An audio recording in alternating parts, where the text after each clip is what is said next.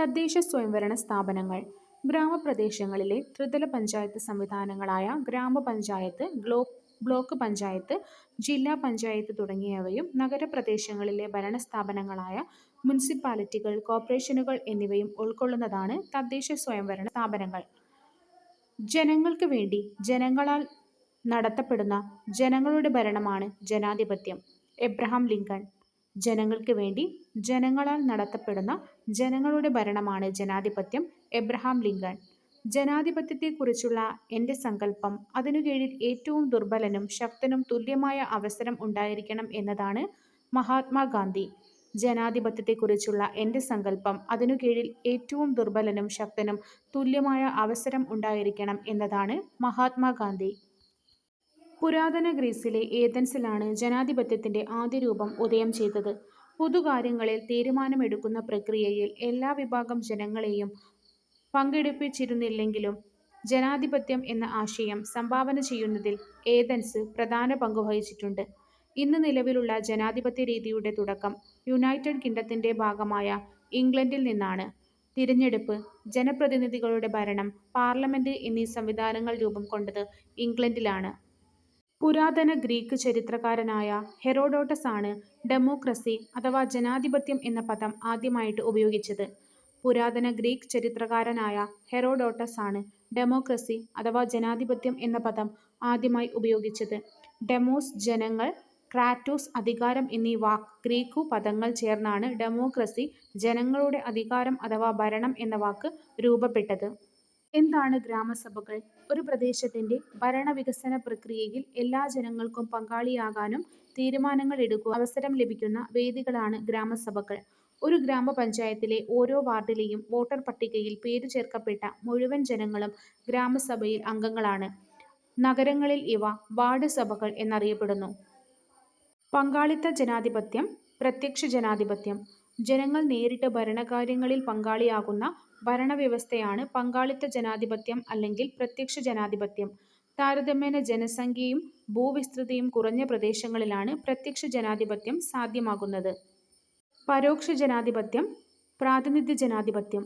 ജനങ്ങൾ തിരഞ്ഞെടുക്കുന്ന പ്രതിനിധികൾ ജനങ്ങൾക്ക് വേണ്ടി ഭരണം നടത്തുന്ന ജനാധിപത്യ രീതിയാണ് പരോക്ഷ ജനാധിപത്യം അല്ലെങ്കിൽ പ്രാതിനിധ്യ ജനാധിപത്യം.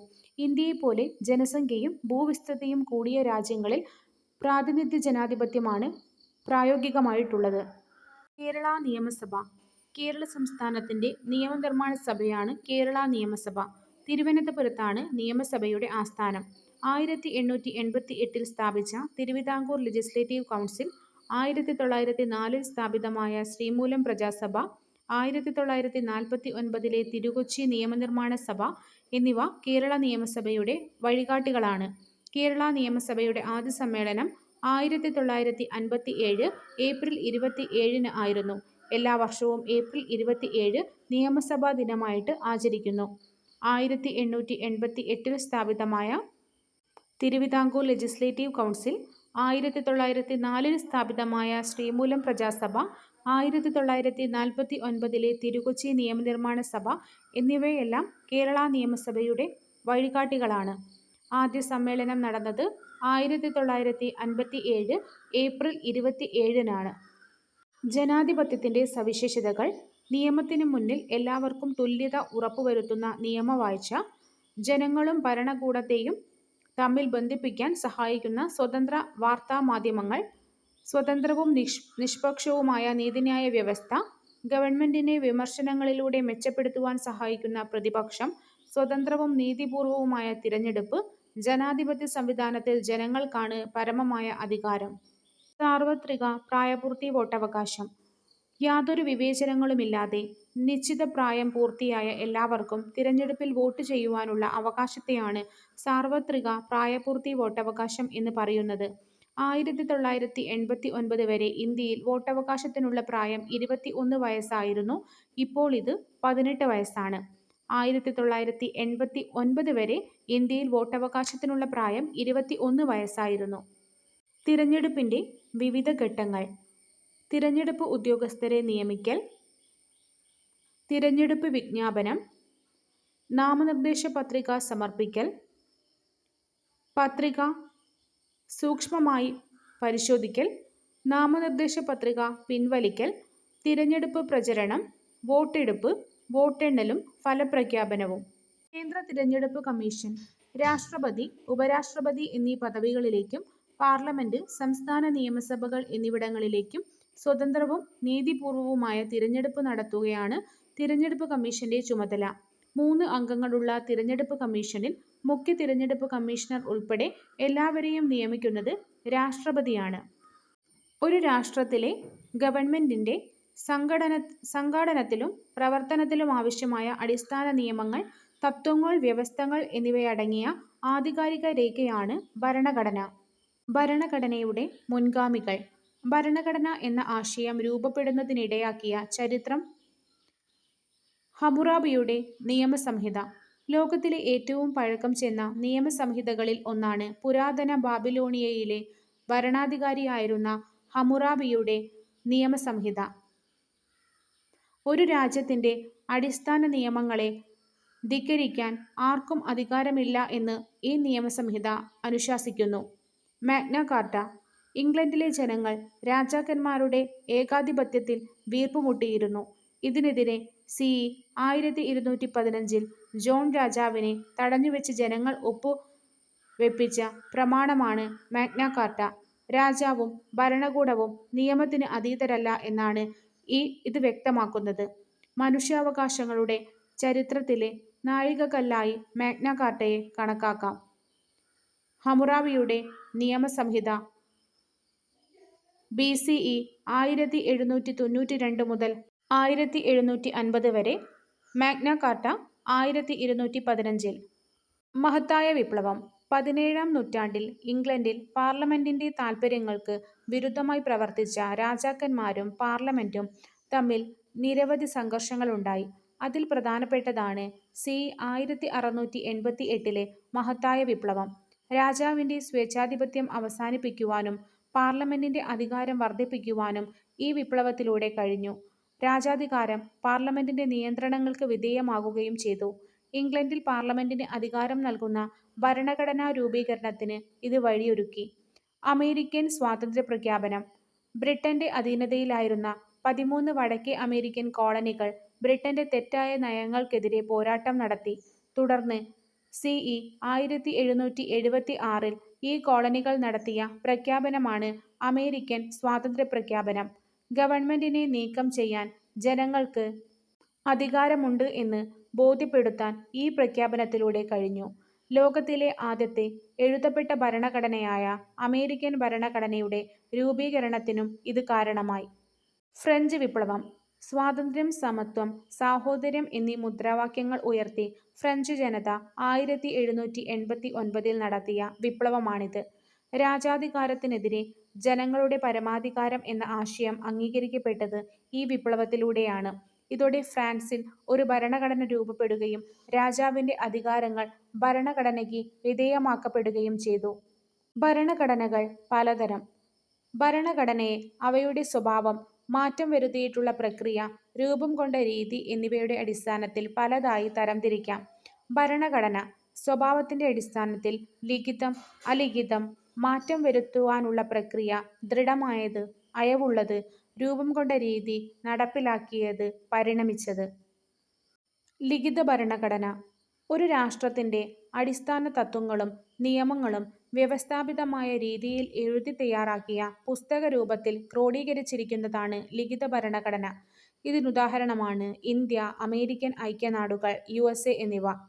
അലിഖിതം ഒരു രാഷ്ട്രത്തിന്റെ അടിസ്ഥാന തത്ത്വങ്ങളും നിയമങ്ങളും വ്യവസ്ഥാപിതമായി എഴുതപ്പെടാത്തതും പുസ്തക രൂപത്തിൽ ക്രോഡീകരിക്കാത്തതുമായതാണ് അലിഖിത ഭരണഘടന.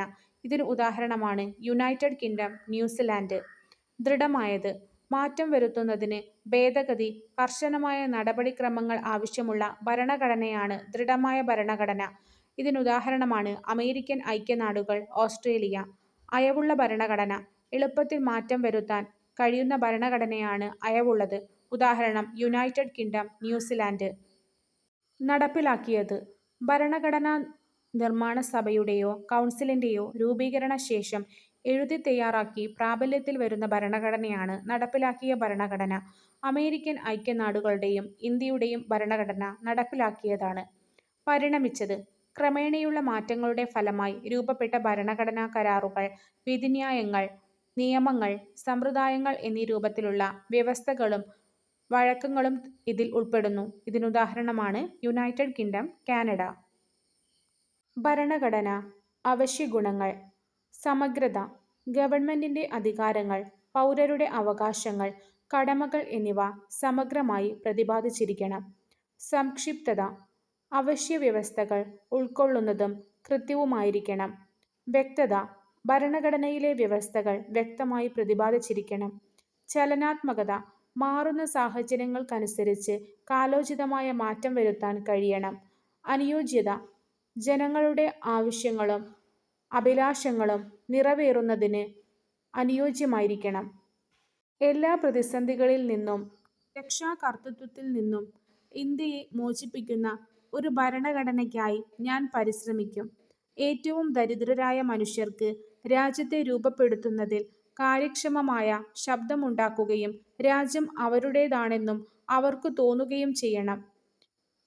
ഉച്ചനീചത്വങ്ങളില്ലാതെ എല്ലാ സമുദായക്കാരും തികഞ്ഞ സൗഹാർദ്ദത്തോടെ ജീവിക്കുന്ന ഇന്ത്യയ്ക്കായി എൻ്റെ പരിശ്രമം. തൊട്ടുകൂടായ്മയുടെയും ലഹരിവസ്തുക്കളുടെയും ശാപമില്ലാത്ത ഇന്ത്യ. പുരുഷന്മാരുടെ അവകാശങ്ങൾ അതേപോലെ സ്ത്രീകൾക്കും അനുഭവിക്കാനാകുന്ന ഇന്ത്യ. Mahatma Gandhi, young India, 1931. ഭരണഘടന സ്വാതന്ത്ര്യസമര സേനാനികളുടെ സ്വപ്നം. ബ്രിട്ടീഷ് ആധിപത്യത്തിനെതിരെ ഉയർന്നുവന്ന ആദ്യത്തെ ബഹുജന സമരമായിരുന്നു 1857 ഒന്നാം സ്വാതന്ത്ര്യസമരം. സൈനികർ, ഗോത്രവർഗക്കാർ, രാജാക്കന്മാർ, പ്രഭുക്കന്മാർ, കർഷകർ തുടങ്ങി നിരവധി വിഭാഗങ്ങളാണ് സമരത്തിൽ പങ്കാളികളായത്. ജനങ്ങൾക്കിടയിൽ മതസൗഹാർദ്ദത്തിനായുള്ള ദേശീയബോധം വളർത്തുന്നതിന് ഈ സമരം സഹായകരമായി. ദേശീയബോധം ശക്തിപ്പെടുന്നതോടെ വൈദേശിക ആധിപത്യത്തിനെതിരെ ഇന്ത്യയുടെ വിവിധ ഭാഗങ്ങളിൽ ധാരാളം പ്രാദേശിക സംഘടനകൾ രൂപപ്പെട്ടു. Indian association, Madras native association, Pune Sarvajanik സഭ എന്നിവ ചില ഉദാഹരണങ്ങളാണ്. പ്രാദേശിക സ്വഭാവമുള്ള ഇത്തരം സംഘടനകളിൽ നിന്ന് വിഭിന്നമായി ദേശീയ തലത്തിൽ ഒരു സംഘടന ഉയർന്നുവന്നു. 1885 രൂപീകൃതമായ ഇന്ത്യൻ നാഷണൽ കോൺഗ്രസിലൂടെയാണ്. അതോടെ ദേശീയ തലത്തിൽ ബ്രിട്ടീഷ് വിരുദ്ധ പ്രക്ഷോഭങ്ങൾക്ക് ഒരു സംഘടിത മാനം കൈവന്നു. ഇന്ത്യയിലെ വിവിധ ജനവിഭാഗങ്ങളുടെ പ്രശ്നങ്ങൾ അധികാരികളുടെ ശ്രദ്ധയിൽപ്പെടുത്തുക, ജാതിമത പ്രാദേശിക ചിന്തകൾക്കെതിരായി ജനങ്ങൾക്കിടയിൽ ദേശീയബോധം വളർത്തുക തുടങ്ങിയവയായിരുന്നു ഈ പ്രസ്ഥാനത്തിന്റെ പ്രധാന ലക്ഷ്യം. ബ്രിട്ടീഷുകാർ 1935 പാസാക്കിയ ഗവൺമെന്റ് ഓഫ് ഇന്ത്യ ആക്ട് എന്ന നിയമസംഹിതയാണ് റിപ്പബ്ലിക്കായി മാറും വരെ നമ്മുടെ രാജ്യം പിന്തുടർന്നത്. നമ്മുടെ ഭരണഘടനയുടെ പല ആശയങ്ങളും വ്യവസ്ഥകളും ഈ നിയമത്തിൽ നിന്നും എടുത്തിട്ടുള്ളതാണ്. 1950 ജനുവരി 26 നമ്മുടെ ഭരണഘടന നിലവിൽ വന്നത്. ഗവൺമെന്റ് ഓഫ് ഇന്ത്യ ആക്ട് 1935 321 വിഭാഗങ്ങളും 10 പട്ടികകളുമാണ് ഇതിലുണ്ടായിരുന്നത്. 6 പ്രവിശ്യകളിൽ ദ്വിമണ്ഡല സഭകൾ, കേന്ദ്രത്തിൽ ദ്വിമണ്ഡല സഭ, ദുർബല വിഭാഗങ്ങൾ, സ്ത്രീകൾ, തൊഴിലാളികൾ എന്നിവർക്കായി പ്രത്യേക മണ്ഡലങ്ങൾ, കേന്ദ്രത്തിനും അന്നത്തെ പ്രവിശ്യകൾക്കുമായി അധികാരം വിഭജിച്ചു. ഭരണഘടനാ നിർമ്മാണ സഭ ആദ്യ സമ്മേളനം 1946 ഡിസംബർ 9. തിരഞ്ഞെടുക്കപ്പെട്ട അധ്യക്ഷൻ ഡോക്ടർ രാജേന്ദ്ര പ്രസാദ്. ഭരണഘടന അംഗീകരിച്ചത് 1949 നവംബർ 26. നിലവിൽ വന്നത് 1950 ജനുവരി 26. Drafting committee chairman doctor BR Ambedkar. കാലയളവ് 2 വർഷം 11 മാസം 17 ദിവസം. ലോകത്തിലെ ഏറ്റവും മികച്ച ഒന്നാകണം നമ്മുടെ ഭരണഘടനയെന്ന ആഗ്രഹം അത് എഴുതി തയ്യാറാക്കാൻ നിയോഗിക്കപ്പെട്ട ഭരണഘടനാ നിർമ്മാണ സഭയ്ക്ക് ഉണ്ടായിരുന്നു. നമ്മുടെ ഭരണഘടനയുടെ മുഖ്യശില്പിയായ ഡോക്ടർ BR അംബേദ്കർ 60ഓളം രാജ്യങ്ങളിലെ ഭരണഘടനകൾ വിശദ പഠനത്തിന് വിധേയനാക്കുകയും മറ്റ് രാജ്യങ്ങൾ രൂപപ്പെട്ട ഭരണഘടനയുടെ നല്ല വശങ്ങൾ നമ്മുടെ ഭരണഘടനയിലേക്ക് സ്വീകരിക്കുകയായിരുന്നു അദ്ദേഹത്തിന്റെ ഉദ്ദേശം. ഇന്ത്യക്ക് വൈവിധ്യം, ചരിത്ര പാരമ്പര്യം, സംസ്കാരം തുടങ്ങിയ കാര്യങ്ങൾ കൂടി പരിഗണിച്ചാണ് വിദേശ ഭരണഘടനകളിലെ ആശയങ്ങൾ നാം സ്വീകരിച്ചിരിക്കുന്നത്. ലോകത്തിലെ ഏറ്റവും വലിയ എഴുതപ്പെട്ട ഭരണഘടനയാണ് ഇന്ത്യയുടേത്. 1950 ജനുവരി 26 നിലവിൽ വന്ന നമ്മുടെ ഭരണഘടനയിൽ 22 ഭാഗങ്ങൾ, 395 അനുച്ഛേദങ്ങൾ, 8 പട്ടികകൾ ഉണ്ടായിരുന്നു. ഇതിന്റെ സവിശേഷതകൾ: പാർലമെന്ററി ജനാധിപത്യ ഭരണം. രാജ്യത്തെ ഭരണാധികാരികളെ നിയമനിർമ്മാണ സഭകൾ നിയന്ത്രിക്കുന്നു. ജനങ്ങളുടെ അധികാരം. രാഷ്ട്രത്തിലെ എല്ലാ അധികാരങ്ങളും ഉത്ഭവിക്കുന്നത് ജനങ്ങളിൽ നിന്നാണ്. മൗലിക അവകാശങ്ങൾ. ഓരോ വ്യക്തിക്കും രാഷ്ട്രം ഉറപ്പുവരുത്തേണ്ട ചില അടിസ്ഥാന അവകാശങ്ങൾ. മൗലിക കടമകൾ. ഓരോ വ്യക്തിയും രാഷ്ട്രത്തോടും സമൂഹത്തോടും പാലിക്കേണ്ട ഉത്തരവാദിത്വങ്ങൾ. മാർഗനിർദ്ദേശക തത്വങ്ങൾ. സാമൂഹിക സാമ്പത്തിക അവകാശങ്ങൾ ഉറപ്പുവരുത്തുന്നതിനായി രാഷ്ട്രത്തിന് നൽകിയിരിക്കുന്ന നിർദ്ദേശങ്ങൾ. നിയമവാഴ്ച. എല്ലാ പൗരനും നിയമത്തിന് വിധേയരാണ്. ആരും നിയമത്തിന് അതീതരല്ല. സാർവത്രിക പ്രായപൂർത്തി വോട്ടവകാശം. നിശ്ചിത പ്രായം പൂർത്തിയായ എല്ലാവർക്കും വോട്ട് ചെയ്യുവാനുള്ള അവകാശം. സ്വതന്ത്രവും നിഷ്പക്ഷവുമായ നീതിന്യായ വ്യവസ്ഥ. നിയമനിർമ്മാണ, കാര്യനിർവഹണ വിഭാഗങ്ങളിൽ നിന്നും സ്വതന്ത്രമാക്കപ്പെട്ട കോടതി സംവിധാനം. ഫെഡറലിസം. അധികാരം കേന്ദ്രത്തിനും സംസ്ഥാനങ്ങൾക്കുമായി വിഭജിക്കുന്ന സംവിധാനം. ഏകപൗരത്വം. രാജ്യത്ത് ഒരൊറ്റ പൗരത്വമേയുള്ളൂ. സംസ്ഥാനങ്ങൾക്കായി പ്രത്യേക പൗരത്വമില്ല. ലൈംഗിക കുറ്റകൃത്യങ്ങളിൽ നിന്നും കുട്ടികളെ സംരക്ഷിക്കുന്നതിനായുള്ള നിയമം 2012. POCSO act 2012. കുട്ടികൾക്ക് നേരെ നടക്കുന്ന ലൈംഗിക അതിക്രമങ്ങൾ തടയുവാനും കുറ്റവാളികൾക്ക് തക്ക ശിക്ഷ ഉറപ്പാക്കുവാനും 1989 കുട്ടികളുടെ അവകാശ ഉടമ്പടി ലക്ഷ്യം വയ്ക്കുന്നു. ഇന്ത്യൻ ഭരണഘടന ഉറപ്പു നൽകുന്ന അവകാശങ്ങൾ ലിംഗഭേദമില്ലാതെ നടപ്പാക്കുന്നതിനും ബാലസൗഹൃദ നടപടികൾ ഉൾക്കൊള്ളിച്ചുകൊണ്ടും നിലവിൽ വന്ന നിയമമാണ് POCSO act 2012. Protection of children from sexual offences act 2012. 18 വയസ്സിൽ താഴെയുള്ള ഏതൊരാളെയും കുട്ടിയായി നിയമം പരിഗണിക്കുന്നു. ഭയരഹിതമായും സുരക്ഷിതമായും സമൂഹത്തിൽ ജീവിക്കുവാൻ ഓരോ കുട്ടിക്കും അവകാശമുണ്ട്. അസ്വസ്ഥത ഉളവാക്കുന്നതും സുരക്ഷിതമല്ലാത്തതുമായ സ്പർശനം, നോട്ടം, പ്രവൃത്തി മുതലായവ ഏത് വ്യക്തിയിൽ നിന്നുണ്ടായാലും അവ തിരിച്ചറിയുവാൻ കഴിയണം. ഇത്തരം പ്രവൃത്തികളോട് അരുത് എന്ന് പറയുവാനും അകറ്റി നിർത്തുവാനും അധികാരികളോട് പരാതിപ്പെടുവാനും ശ്രദ്ധ പുലർത്തണം. ലൈംഗിക അതിക്രമ കേസുകൾ ഉണ്ടായാൽ അവ റിപ്പോർട്ട് ചെയ്യേണ്ടത് വകുപ്പ് 19 പ്രകാരം സ്പെഷ്യൽ ജുവനൈൽ പോലീസ് യൂണിറ്റോ ലോക്കൽ പോലീസിനോ ആണ്. സെക്ഷൻ വകുപ്പ് 19 പ്രകാരം ലൈംഗിക അതിക്രമ കേസുകൾ ഉണ്ടായാൽ അവ റിപ്പോർട്ട് ചെയ്യേണ്ടത് സ്പെഷ്യൽ ജുവനൈൽ പോലീസ് യൂണിറ്റിനോ അല്ലെങ്കിൽ ലോക്കൽ പോലീസോ ആണ്. പോക്സോ കേസുകൾ കൈകാര്യം ചെയ്യുന്ന ഉദ്യോഗസ്ഥൻ ചൈൽഡ് വെൽഫെയർ പോലീസ് ഓഫീസർ എന്നറിയപ്പെടുന്നു. കേരള സംസ്ഥാന ബാലാവകാശ സംരക്ഷണ കമ്മീഷൻ പോക്സോ നിയമത്തിന്റെ 44-ാം വകുപ്പ് പ്രകാരം നിരീക്ഷണ സംവിധാനം പോക്സോ മോണിറ്ററിംഗ് സെൽ ഒരുക്കിയിട്ടുണ്ട്. വകുപ്പ് 19 സ്പെഷ്യൽ ജുവനൈൽ പോലീസ്, വകുപ്പ് 44 പോക്സോ മോണിറ്ററിംഗ് സെൽ. പ്രധാനപ്പെട്ട ഭരണഘടനാ ഭേദഗതികൾ. ഭേദഗതി 1 1951 പട്ടികകളുടെ എണ്ണം 9 ആയി. ഭേദഗതി 42 1976 മതേതരത്വം, സോഷ്യലിസം, അഖണ്ഡത എന്നിവ കൂട്ടിച്ചേർത്തു. ഭേദഗതി 44 1978 സ്വത്തവകാശം മൗലികാവകാശം അല്ലാതായി. ഭേദഗതി 73-74 1992 പഞ്ചായത്ത് രാജ് നഗരപാലിക നിയമം.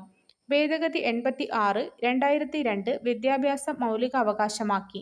ഭേദഗതി 101 2016 ചരക്കു സേവന നികുതി. 1973 കാസർകോട് എടനീർ മഠത്തിന്റെ അധിപതിയായിരുന്ന കേശവാനന്ദ ഭാരതി കേരള സർക്കാരിനെതിരെ നൽകിയ കേസായിരുന്നു ഭരണഘടനയുടെ അടിസ്ഥാന ഘടനയിൽ യാതൊരു മാറ്റവും വരുത്താൻ പാടില്ല എന്ന് സുപ്രീം കോടതി വിധിച്ചത്. വിദ്യാഭ്യാസം മൗലിക അവകാശമാക്കപ്പെട്ടത് 2002 86-ാം ഭരണഘടനാ ഭേദഗതി പ്രകാരമാണ്.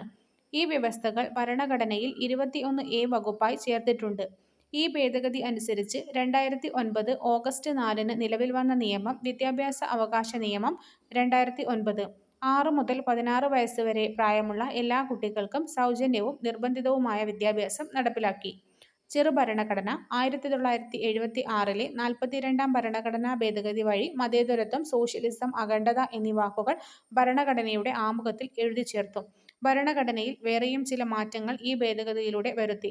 സുപ്രധാനമായ നിരവധി മാറ്റങ്ങൾ വരുത്തിയതിനാൽ ഈ ഭേദഗതി ചെറുഭരണഘടന, മിനി കോൺസ്റ്റിറ്റ്യൂഷൻ എന്നറിയപ്പെടുന്നു.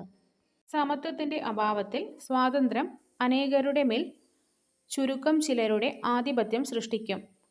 സ്വാതന്ത്ര്യത്തിന്റെ അഭാവത്തിലുള്ള സമത്വം വ്യക്തിമുന്നേറ്റങ്ങളെ ഹനിക്കും. സാഹോദര്യത്തിന്റെ അഭാവത്തിൽ സമത്വത്തിനും സ്വാതന്ത്ര്യത്തിനും സ്വാഭാവികത കൈവരിക്കാൻ കഴിയില്ല. Doctor B R Ambedkar, constituent assembly, 1949 November 25. സമത്വത്തിന്റെ അഭാവത്തിൽ സ്വാതന്ത്ര്യം അനേകരുടെ മേൽ ചുരുക്കം ചിലരുടെ ആധിപത്യം സൃഷ്ടിക്കും. സ്വാതന്ത്ര്യത്തിന്റെ അഭാവത്തിൽ സമത്വം വ്യക്തിമുന്നേറ്റങ്ങളെ ഹനിക്കും. സാഹോദര്യത്തിന്റെ അഭാവത്തിൽ സമത്വത്തിനും സ്വാതന്ത്ര്യത്തിനും സ്വാഭാവികത കൈവരിക്കാൻ കഴിയില്ല. Doctor B R Ambedkar, constituent assembly, November 25, 1949. ഭരണഘടനാ നിർമ്മാണ സഭ 1946 ഡിസംബർ 6 ഭരണഘടനാ നിർമ്മാണ സഭ നിലവിൽ വന്നത്. ഡോക്ടർ രാജേന്ദ്ര പ്രസാദ് ആയിരുന്നു സഭയുടെ അധ്യക്ഷൻ. ഇന്ത്യയുടെ പ്രഥമ പ്രധാനമന്ത്രിയായ ജവഹർലാൽ നെഹ്റു 3 പ്രധാന ഉപസമിതികളുടെ അധ്യക്ഷനായിരുന്നു. രൂപീകരണ വേളയിൽ 389 അംഗങ്ങളായിരുന്നു സഭയിലുണ്ടായിരുന്നത്. 1947 സ്വാതന്ത്ര്യലബ്ധിക്കു ശേഷം 299 അംഗങ്ങളായിട്ട് പുനഃസംഘടിക്കപ്പെട്ടു. മാഗ്ന കാർട്ട ബ്രിട്ടനിൽ അവകാശങ്ങളെ സംബന്ധിച്ച് രൂപപ്പെട്ട ആദ്യകാല രേഖയാണ് മാഗ്ന കാർട്ട. വലിയ പ്രമാണം എന്നാണ് ഇതിന്റെ അർത്ഥം.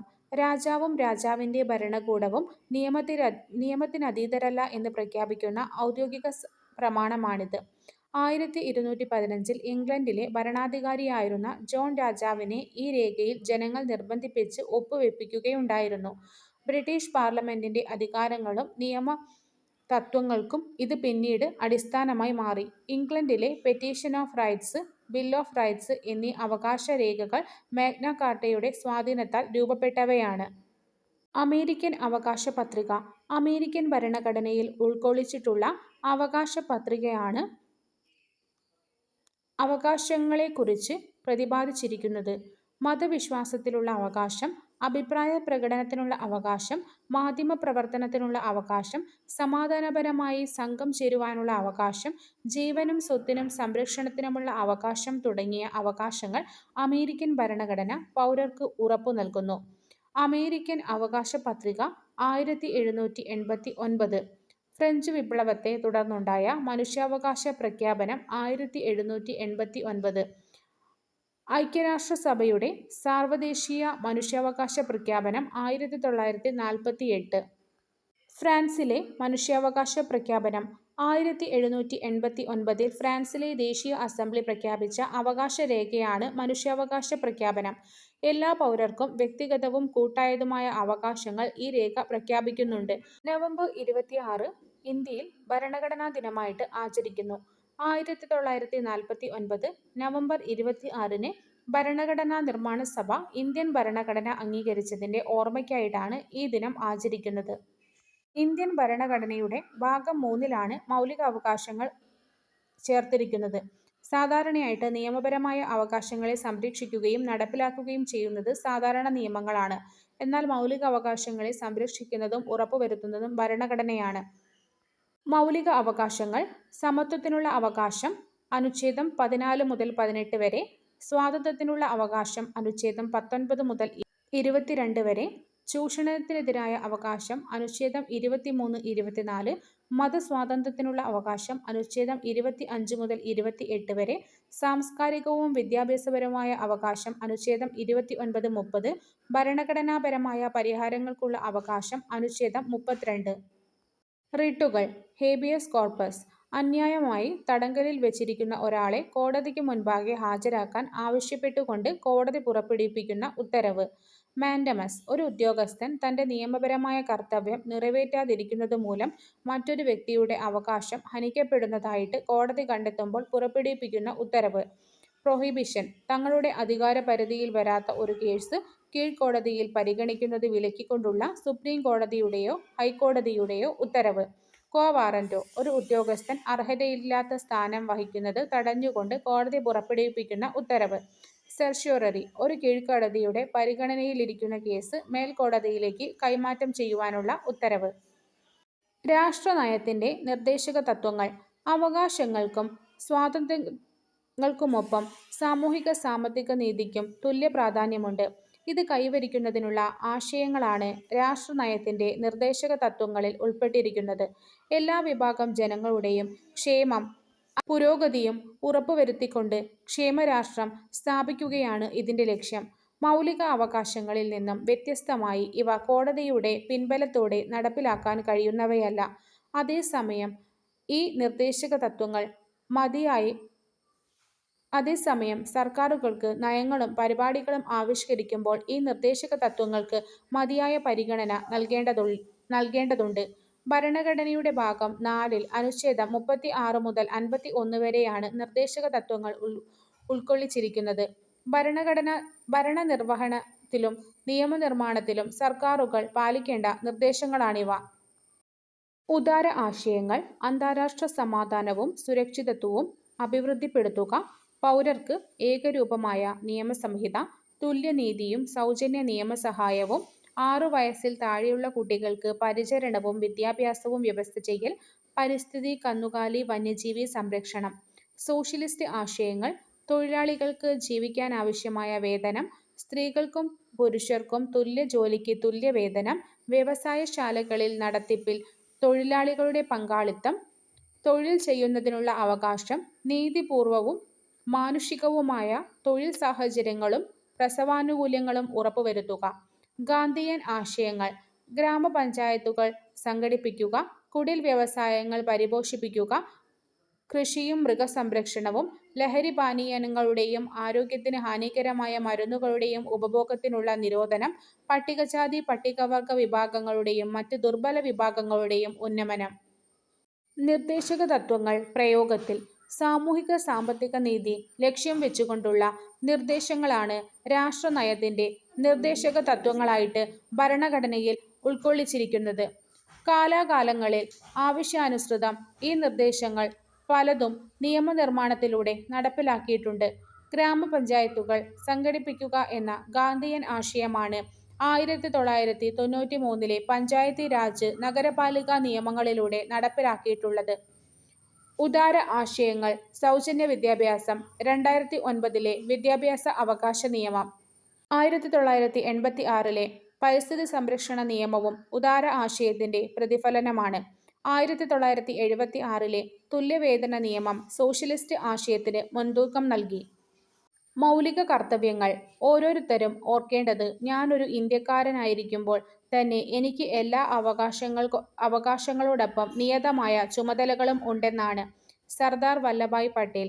ഓരോരുത്തരും ഓർക്കേണ്ടത് ഞാനൊരു ഇന്ത്യക്കാരനായിരിക്കുമ്പോൾ തന്നെ എനിക്ക് എല്ലാ അവകാശങ്ങളോടുമൊപ്പം നിയതമായ ചുമതലകളും ഉണ്ടെന്നാണ്. സർദാർ വല്ലഭായ് പട്ടേൽ.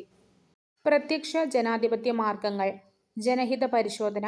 തിരിച്ചുവിളിക്കൽ. അഭിക്രമം. മുൻകൈയെടുക്കൽ. ജനഹിത പരിശോധന. തിരിച്ചുവിളിക്കൽ. അഭിക്രമം. മുൻകൈയെടുക്കൽ. പ്രത്യക്ഷ ജനാധിപത്യ ഉപാധികൾ നിലവിലുള്ള രാഷ്ട്രമാണ് സ്വിറ്റ്സർലൻഡ്. പ്രത്യക്ഷ ജനാധിപത്യ ഉപാധികൾ നിലവിലുള്ള രാഷ്ട്രമാണ് സ്വിറ്റ്സർലൻഡ്. രാജ്യവിസ്തൃതിയും ജനസംഖ്യയും വർദ്ധിച്ചതോടെ ഗ്രീക്ക് മാതൃകയിലുള്ള പ്രത്യക്ഷ ജനാധിപത്യം പ്രായോഗികമല്ലാതായി. അങ്ങനെയാണ് ഭരണം നടത്തുന്നതിനുവേണ്ടി ജനങ്ങൾ അവരുടെ പ്രതിനിധികളെ തിരഞ്ഞെടുക്കുന്ന പരോക്ഷ ജനാധിപത്യം അഥവാ പ്രാതിനിധ്യ ജനാധിപത്യ സമ്പ്രദായം ആരംഭിച്ചത്. പരോക്ഷ ജനാധിപത്യം അഥവാ പ്രാതിനിധ്യ ജനാധിപത്യം. ഭരണം നടത്തുന്നതിന് ജനങ്ങൾ അവരുടെ പ്രതിനിധികളെ തിരഞ്ഞെടുക്കുന്ന സമ്പ്രദായമാണ് പ്രാതിനിധ്യ ജനാധിപത്യം അഥവാ പരോക്ഷ ജനാധിപത്യം. നമുക്ക് പരിചിതമായ പ്രാതിനിധ്യ ജനാധിപത്യത്തിന്റെ തുടക്കം 18-19 നൂറ്റാണ്ടുകളിലെ യൂറോപ്പിലാണ്. ബ്രിട്ടനിലെ പാർലമെന്റിന്റെ വളർച്ച പ്രാതിനിധ്യ ജനാധിപത്യ വ്യവസ്ഥയുടെ ഉദയത്തിന് കാരണമായി. രാജവാഴ്ചയുമായുള്ള നിരന്തര ഏറ്റുമുട്ടലുകളിലൂടെയാണ് ബ്രിട്ടീഷ് പാർലമെന്ററി ജനാധിപത്യം ശക്തി പ്രാപിക്കുന്നത്. പാർലമെന്റിനോട് കൂട്ടുത്തരവാദിത്വമുള്ള മന്ത്രിസഭയാണ് പാർലമെന്ററി ജനാധിപത്യ വ്യവസ്ഥയിൽ ഭരണം നടത്തുന്നത്. പ്രായപൂർത്തി, വോട്ടവകാശവും പൗരാവകാശങ്ങളും ബ്രിട്ടീഷ് പാർലമെന്ററി ജനാധിപത്യ ചരിത്രത്തിലെ നാഴികക്കല്ലുകളാണ്. സ്വാതന്ത്ര്യം, സമത്വം, സാഹോദര്യം എന്നീ ഫ്രഞ്ച് വിപ്ലവാശയങ്ങളും പ്രാതിനിധ്യ ജനാധിപത്യ മൂല്യങ്ങൾക്ക് മികച്ച സംഭാവനകൾ നൽകിയിട്ടുണ്ട്. പാർലമെന്ററി വ്യവസ്ഥയുടെ സവിശേഷതകൾ: കാര്യനിർവഹണ വിഭാഗത്തെ നിയമനിർമ്മാണ സഭ നിയന്ത്രിക്കുന്നു. രാഷ്ട്രത്തലവന്റെ അധികാരങ്ങൾ നാമമാത്രമായിരിക്കും. രാജാവോ രാജ്ഞിയോ പ്രസിഡന്റോ ആയിരിക്കും രാഷ്ട്രത്തലവൻ. ഭരണത്തലവൻ പ്രധാനമന്ത്രിയായിരിക്കും. നിയമനിർമ്മാണ സഭയിലെ ഭൂരിപക്ഷം ലഭിക്കുന്ന കക്ഷിയുടെ നേതാവായിരിക്കും പ്രധാനമന്ത്രി. പ്രധാനമന്ത്രിയുടെ നേതൃത്വത്തിലുള്ള മന്ത്രിസഭയ്ക്ക് നിയമനിർമ്മാണ സഭയോട് കൂട്ടുത്തരവാദിത്വം ഉണ്ടായിരിക്കും. മന്ത്രിസഭയുടെ കൂട്ടുത്തരവാദിത്വം. പാർലമെന്ററി സമ്പ്രദായത്തിൽ പ്രധാനമന്ത്രിയുടെ നേതൃത്വത്തിലുള്ള മന്ത്രിസഭയ്ക്ക് നിയമനിർമ്മാണ സഭയോട് കൂട്ടുത്തരവാദിത്വമായിരിക്കും ഉണ്ടായിരിക്കുക. ഓരോ മന്ത്രിയും അവരുടെ വകുപ്പിനെ സംബന്ധിച്ചെടുക്കുന്ന തീരുമാനങ്ങളിൽ മന്ത്രിസഭയ്ക്ക് കൂട്ടായ ഉത്തരവാദിത്വമാണ് ഉണ്ടാവുക. പ്രസിഡൻഷ്യൽ വ്യവസ്ഥയുടെ സവിശേഷതകൾ. കാര്യനിർവഹണ വിഭാഗവും നിയമനിർമ്മാണ സഭയും വേർതിരിക്കപ്പെട്ടിരിക്കുന്നു. രാഷ്ട്രത്തലവനും ഭരണത്തലവനും പ്രസിഡന്റായിരിക്കും. എല്ലാ എക്സിക്യൂട്ടീവ് അധികാരങ്ങളും പ്രസിഡന്റിൽ നിക്ഷിപ്തമായിരിക്കും. പ്രസിഡന്റിനെ ജനങ്ങൾ നേരിട്ട് തിരഞ്ഞെടുക്കുന്നു. പ്രസിഡന്റിന് നിയമനിർമ്മാണ സഭയോട് ഉത്തരവാദിത്തമുണ്ടായിരിക്കുകയില്ല. ജനാധിപത്യ വ്യവസ്ഥയുടെ അടിസ്ഥാന ഘടകങ്ങൾ. സ്വാതന്ത്ര്യം. ജനാധിപത്യം ഒരു രാഷ്ട്രീയ സാമൂഹിക ക്രമമായി നിലനിൽക്കാൻ ആവശ്യമായ ഘടകങ്ങളിലൊന്നാണ് സ്വാതന്ത്ര്യം. നിയന്ത്രണങ്ങളുടെ അഭാവം എന്നതാണ് സ്വാതന്ത്ര്യത്തിന്റെ നിർവചനം. അതായത് വ്യക്തികളുടെ മേൽ ബാഹ്യനിയന്ത്രണങ്ങൾ ഇല്ലാത്ത അവസ്ഥ. സ്വാതന്ത്ര്യത്തിനു ക്രിയാത്മകമായ ഒരു തലം കൂടിയുണ്ട്. ഈ അവസ്ഥയിൽ വ്യക്തികളുടെ കഴിവുകൾ വികസിപ്പിക്കുന്നതിനുള്ള അവസരം ലഭ്യമാകുന്ന അവസ്ഥയും സ്വാതന്ത്ര്യമായി നിർവചിക്കാം. സഞ്ചാര സ്വാതന്ത്ര്യം. സംഘടനകൾ രൂപീകരിക്കുവാനുള്ള സ്വാതന്ത്ര്യം, സമ്മേളിക്കുവാനുള്ള സ്വാതന്ത്ര്യം, ആവിഷ്കാര സ്വാതന്ത്ര്യം തുടങ്ങിയവയാണ് പ്രധാനപ്പെട്ട സ്വാതന്ത്ര്യങ്ങൾ. ഇതിൽ ജനാധിപത്യത്തിന്റെ അടിത്തറയായി പ്രവർത്തിക്കുന്നത് ആവിഷ്കാര സ്വാതന്ത്ര്യമാണ്. ആവിഷ്കാര സ്വാതന്ത്ര്യം. നിങ്ങൾ പറഞ്ഞതിനോട് ഞാൻ വിയോജിക്കുന്നു, പക്ഷെ അത് പറയുവാനുള്ള നിങ്ങളുടെ അവകാശത്തിനായി മരണം വരെ ഞാൻ പോരാടും. വോൾട്ടയറിന്റെ വാക്കുകളാണിത്. നിങ്ങൾ പറഞ്ഞതിനോട് ഞാൻ വിയോജിക്കുന്നു, പക്ഷേ അത് പറയുവാനുള്ള നിങ്ങളുടെ അവകാശത്തിനായി മരണം വരെ ഞാൻ പോരാടും. വോൾട്ടയർ. അഭിപ്രായ സ്വാതന്ത്ര്യത്തിന്റെയും ആവിഷ്കാര സ്വാതന്ത്ര്യത്തിന്റെയും പ്രാധാന്യത്തെ സൂചിപ്പിക്കുന്നതാണ് മുകളിൽ കൊടുത്തിരിക്കുന്ന വാക്കുകൾ. മനുഷ്യർ വിവിധ രീതികളിൽ അവരുടെ ആശയങ്ങൾ ആവിഷ്കരിക്കാറുണ്ട്. ആശയപ്രകടനത്തിന് വ്യക്തികൾ ഉപയോഗിക്കുന്ന പ്രാഥമികമായ മാർഗം സംഭാഷണമാണ്. ഒരു സംവിധായകനെ സംബന്ധിച്ച് സിനിമയാണ് ആശയങ്ങൾ പ്രകടിപ്പിക്കുവാനുള്ള മാർഗം. എഴുത്തുകാരൻ പുസ്തകങ്ങളിലൂടെയാണ് തൻ്റെ കാഴ്ചപ്പാടുകൾ അവതരിപ്പിക്കുന്നത്. അവ നിഷേധിക്കപ്പെട്ടാൽ ജനങ്ങളുടെ അറിയുവാനുള്ള അവകാശത്തെയാണ് നിഷേധിക്കുന്നത്. ആശയങ്ങളുടെയും അഭിപ്രായങ്ങളുടെയും പങ്കുവയ്ക്കൽ വിലയിരുത്തലും ജനാധിപത്യത്തെ സംബന്ധിച്ച് ഏറ്റവും പ്രധാനപ്പെട്ടതാണ്. ജെ.എസ്. മില്ലിന്റെ അഭിപ്രായത്തിൽ ഒരാശയവും പൂർണ്ണമായും തെറ്റല്ല. തെറ്റെന്ന് നമുക്ക് തോന്നുന്നതിലും സത്യത്തിന്റെ അംശങ്ങളുണ്ടാകാം. തെറ്റെന്ന് തോന്നുന്ന ഒരാശയത്തെ നമ്മൾ നിരോധിക്കുമ്പോൾ അതിലടങ്ങിയിരിക്കുന്ന സത്യത്തെ കൂടിയാണ് നമുക്ക് നഷ്ടമാകുന്നത്. സമത്വം. ജനാധിപത്യത്തിൽ വളരെ പ്രധാനപ്പെട്ട മൂല്യമാണ് സമത്വം. മതം, വർണം, ലിംഗം, വംശം, ഭാഷ, ദേശീയത എന്നിവയെ അടിസ്ഥാനമാക്കിയുള്ള വിവേചനങ്ങൾക്കതീതമായി ലോകത്തുള്ള എല്ലാ മനുഷ്യരും അതുല്യരും മൂല്യമുള്ളവരുമാണെന്നുള്ള കാഴ്ചപ്പാടാണ് സമത്വം. സാർവത്രിക മനുഷ്യാവകാശം എന്ന ആശയത്തിന് പിന്നിലുള്ളതും സമത്വം തന്നെയാണ്. എന്നാൽ എല്ലാവരുടെയും എല്ലാ സാഹചര്യങ്ങളിലും ഒരുപോലെ പരിഗണിക്കണം എന്നല്ല സമത്വം കൊണ്ട് അർത്ഥമാക്കുന്നത്. സമത്വത്തിന്റെ 3 മാനങ്ങൾ. രാഷ്ട്രീയ സമത്വം, സാമൂഹിക സമത്വം, സാമ്പത്തിക സമത്വം. രാഷ്ട്രീയ സമത്വം. വോട്ടവകാശം, തിരഞ്ഞെടുപ്പിൽ മത്സരിക്കുവാനുള്ള അവകാശം, പൊതുസ്ഥാനങ്ങൾ വഹിക്കുന്നതിനുള്ള അവകാശം. സാമൂഹിക സമത്വം. വിവേചനങ്ങളുടെ അഭാവം, തുല്യപദവി, തുല്യ അവസരങ്ങൾ. സാമ്പത്തിക സമത്വം. തൊഴിലവകാശം, തുല്യജോലിക്ക് തുല്യവേതനം, വിശ്രമത്തിനുള്ള അവകാശം. നീതിയുടെ 3 തത്വങ്ങൾ. തുല്യരോട് തുല്യപരിഗണന, ആനുപാതിക നീതി, പ്രത്യേക ആവശ്യങ്ങൾ അംഗീകരിക്കൽ. തുല്യരോട് തുല്യപരിഗണന.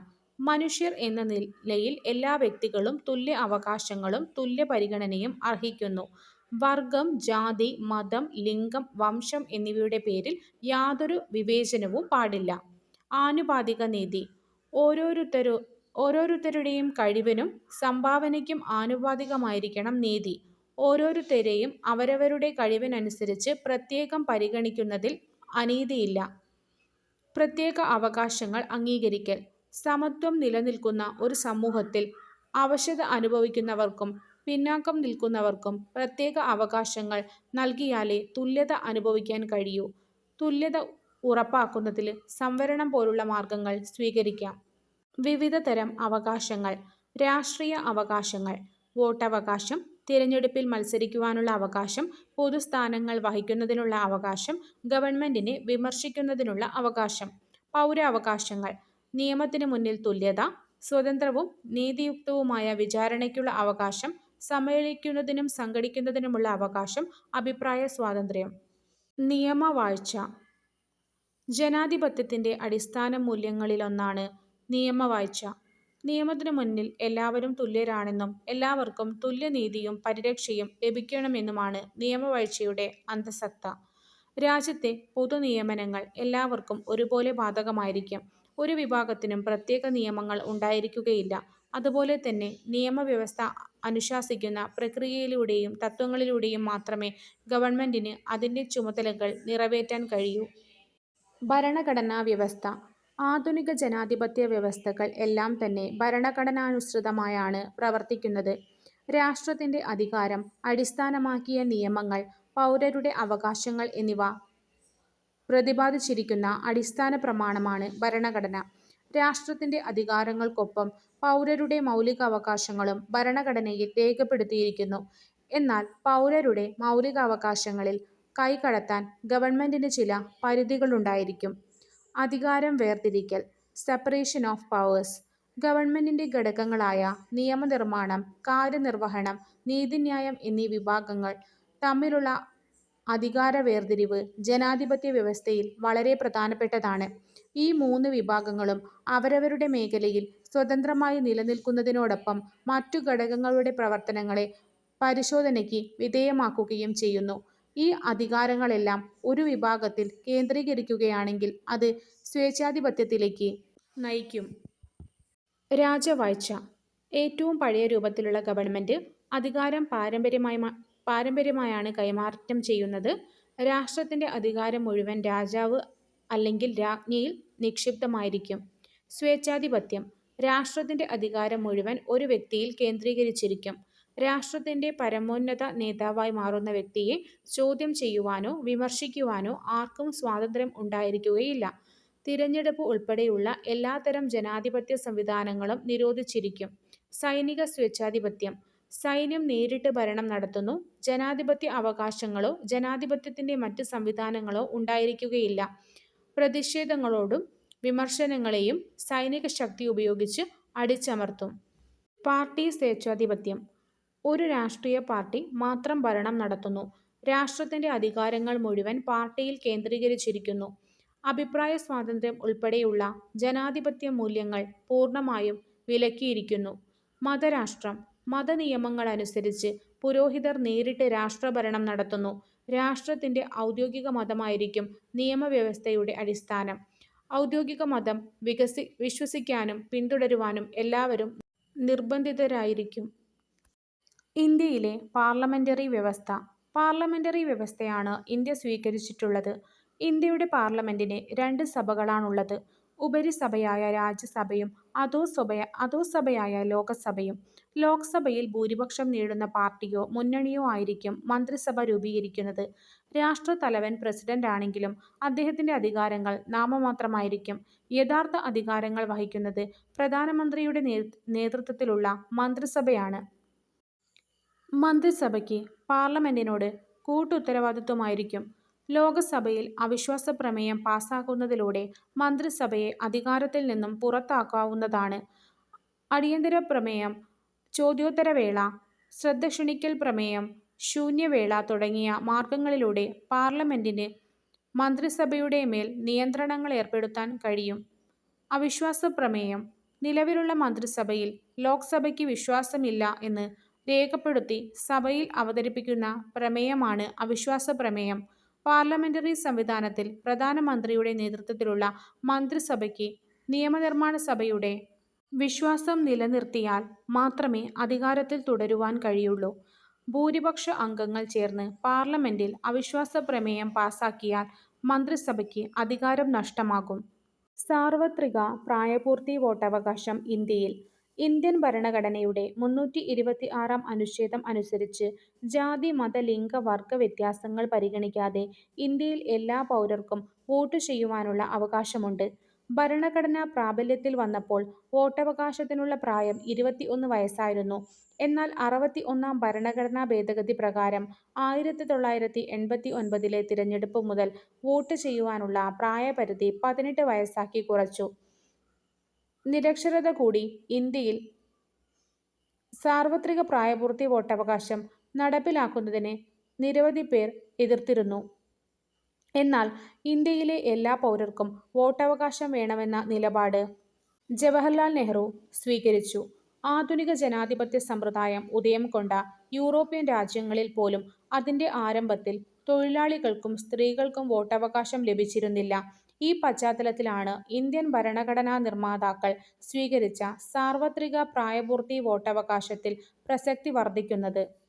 ദേശീയ തിരഞ്ഞെടുപ്പ് കമ്മീഷൻ ഇന്ത്യയിൽ സ്വതന്ത്രവും നീതിപൂർവവുമായ തിരഞ്ഞെടുപ്പ് നടത്തുന്നതിനുള്ള ഭരണഘടനാ സ്ഥാപനമാണ് തിരഞ്ഞെടുപ്പ് കമ്മീഷൻ.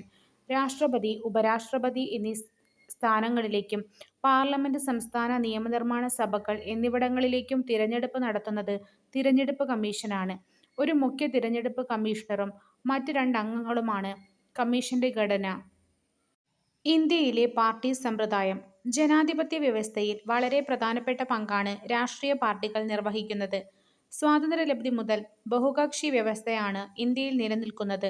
ആദ്യത്തെ തിരഞ്ഞെടുപ്പ് മുതൽ 1967 വരെ ഇന്ത്യൻ നാഷണൽ കോൺഗ്രസിന്റെ ആധിപത്യമായിരുന്നു പൊതു തിരഞ്ഞെടുപ്പുകളിൽ ഉണ്ടായിരുന്നത്.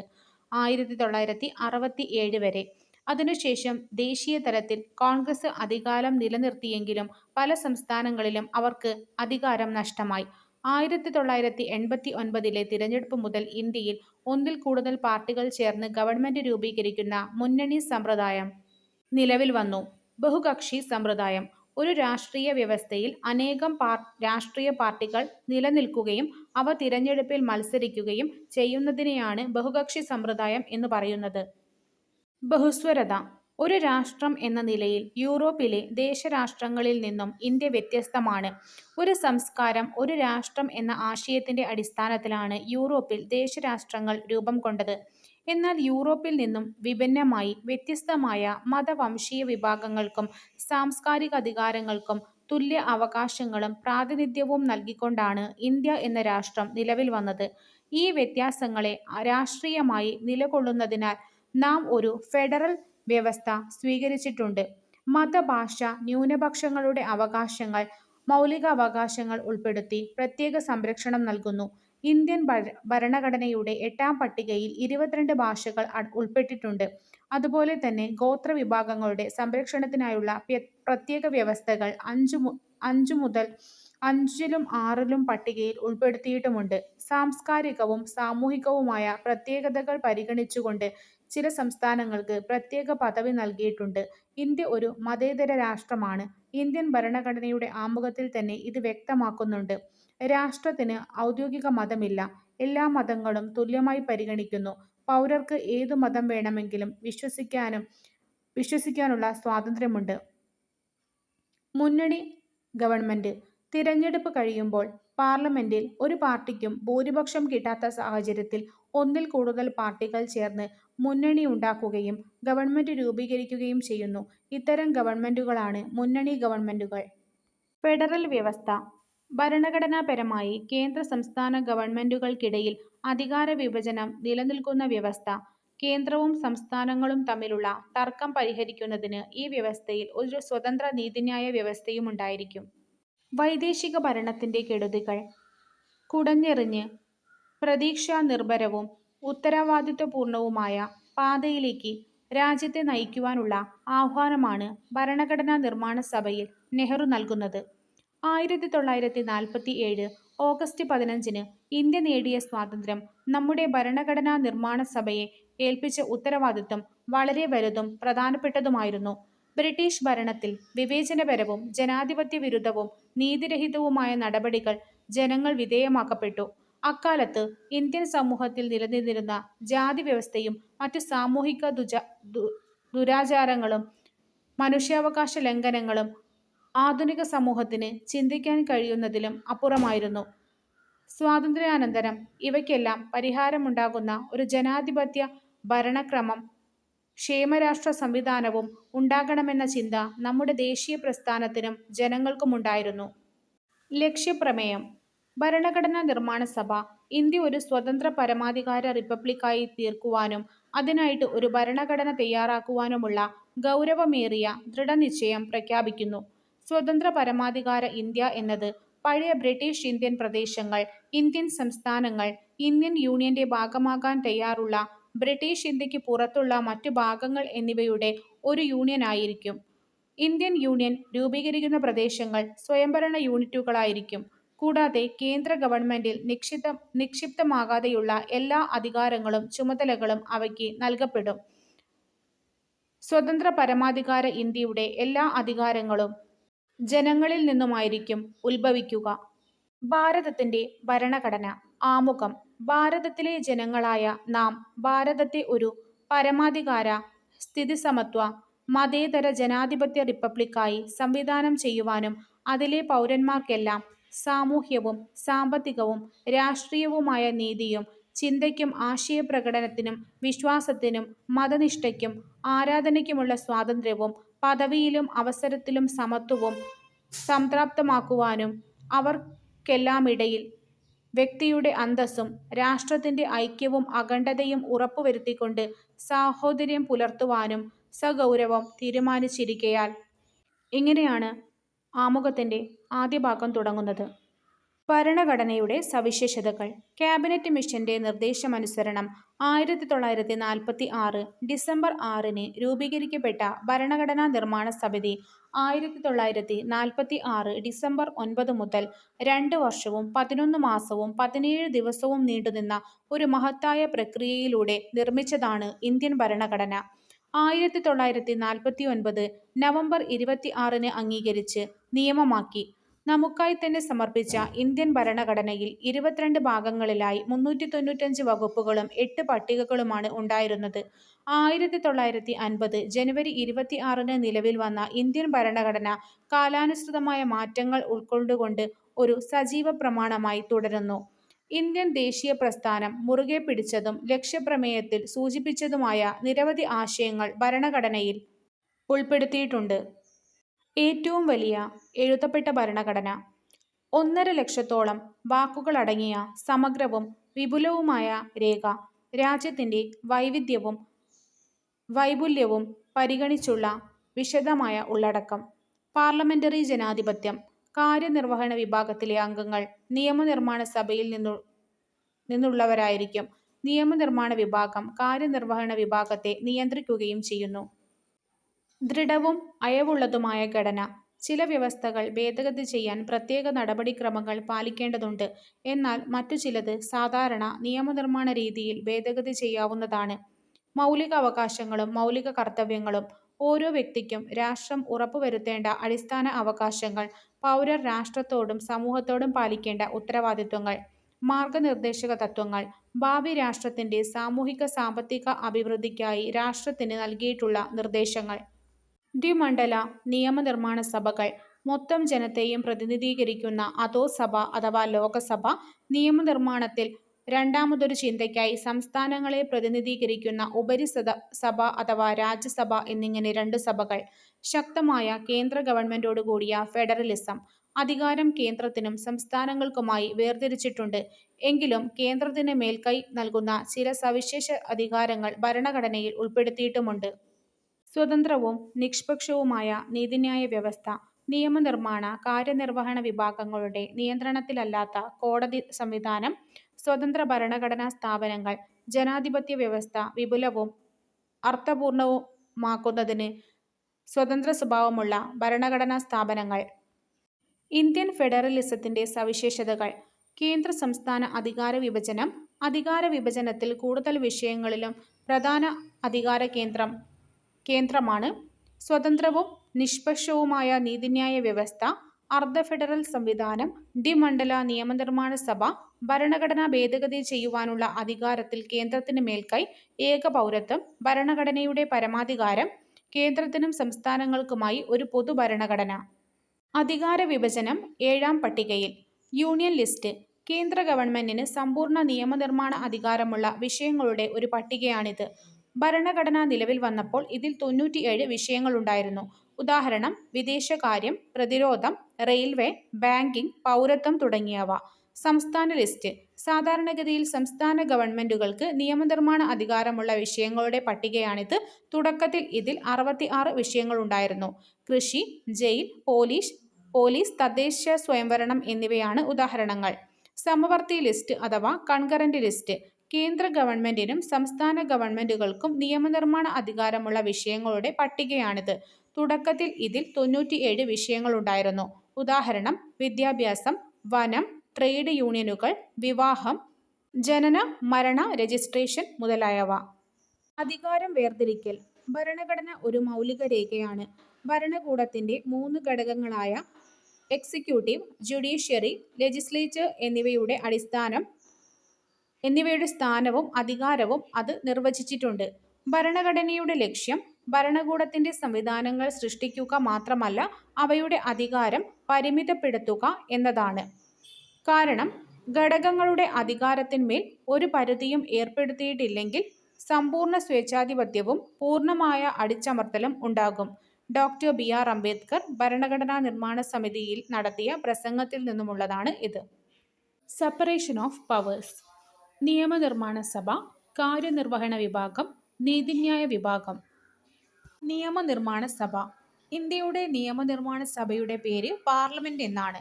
രാജ്യത്തിന് ആവശ്യമായ നിയമങ്ങൾ നിർമ്മിക്കുക എന്നതാണ് പാർലമെന്റിന്റെ പ്രാഥമിക ധർമ്മം.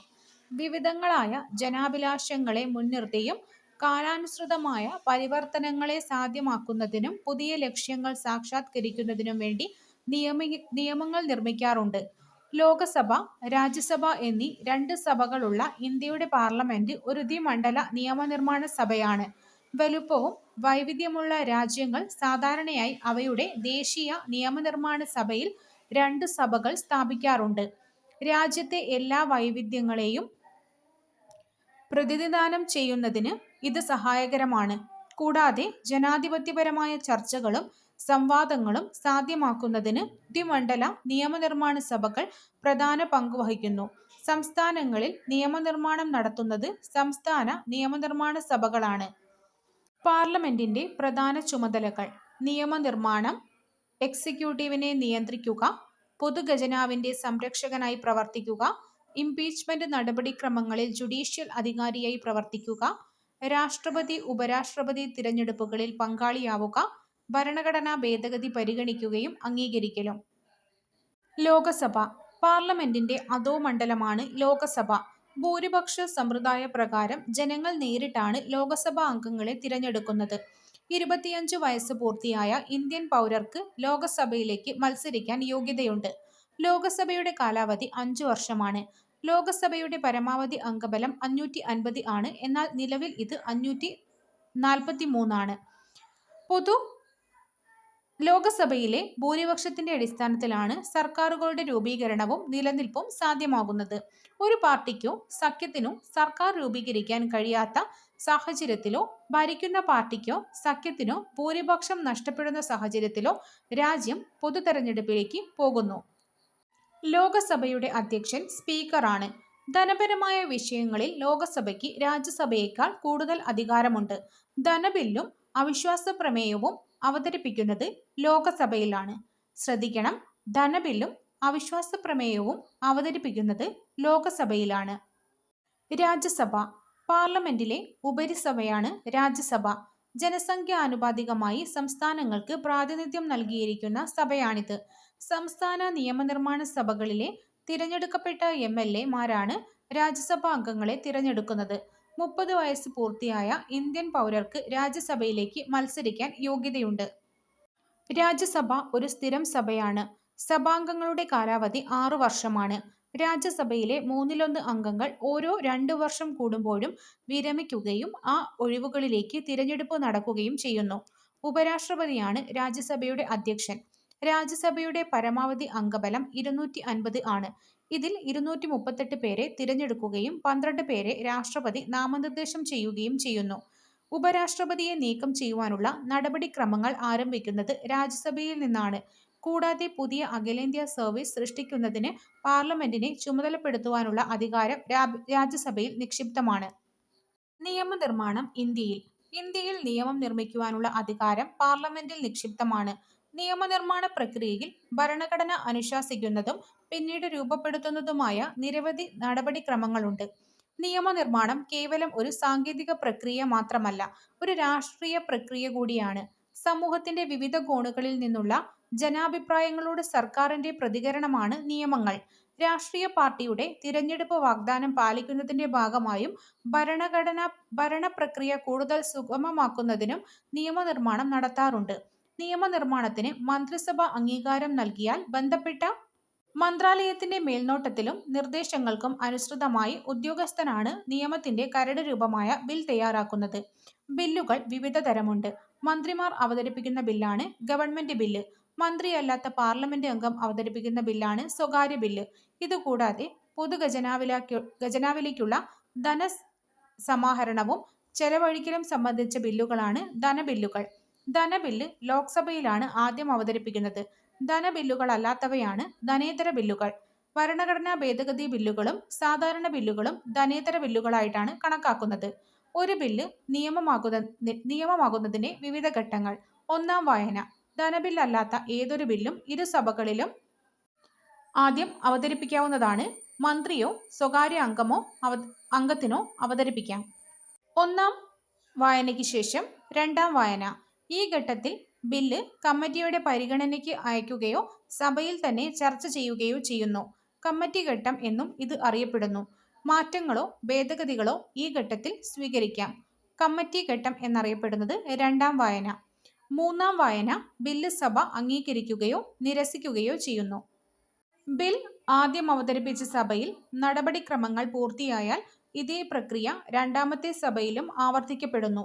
ഇരുസഭകളും അംഗീകരിക്കുന്ന പക്ഷം ബില്ല് രാഷ്ട്രപതിയുടെ അംഗീകാരത്തിനായി സമർപ്പിക്കപ്പെടുന്നു. രാഷ്ട്രപതിയുടെ അംഗീകാരം ലഭിക്കുന്നതോടുകൂടി ബില്ല് നിയമമായി മാറുന്നു. ഭരണഘടനയിൽ തിരുത്തലുകളോ ഒഴിവാക്കലുകളോ കൂട്ടിച്ചേർക്കലുകളോ വരുത്തുന്നതിനെയാണ് ഭരണഘടനാ ഭേദഗതി എന്ന് പറയുന്നത്. സാമൂഹിക രാഷ്ട്രീയ ആവശ്യങ്ങളെ പരിഗണിച്ച് കാലാനുസൃതമായി ഭരണഘടനയിൽ മാറ്റം വരുത്തുവാൻ ഭേദഗതി പ്രക്രിയ സഹായകമാവുന്നു. ഇന്ത്യയിൽ ഭരണഘടന ഭേദഗതി ചെയ്യുന്നതിനുള്ള അധികാരം പാർലമെന്റിൽ മാത്രമാണ് നിക്ഷിപ്തമായിരിക്കുന്നത്.